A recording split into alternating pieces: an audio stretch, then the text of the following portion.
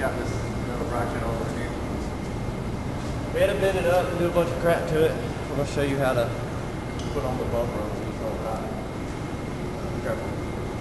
Careful one second. My bad, man. Usually one of you two people, you know it's plastic. Alright, see these grooves right here? You want to line these with these grooves up right here, just like so. Make sure all your bolt holes are lined up. Alright, press it smooth. Now if you look right here, there's two little plastic grommet type things that a screw comes in from that holds this piece to this piece, which this is metal and this is plastic, of course.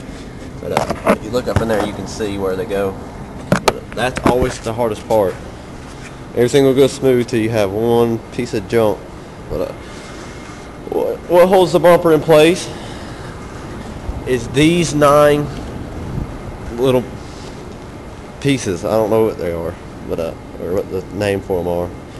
But you'll take a Phillips head screwdriver, unscrew it out of here, and then you want to place one inside the hole. I dropped it, but anyway, place inside the hole rubber piece first.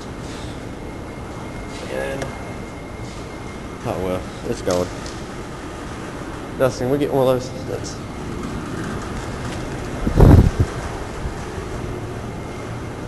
I'll show you one.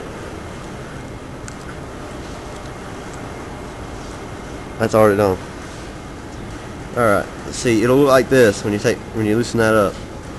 You'll put it in, you gotta kind of squeeze it.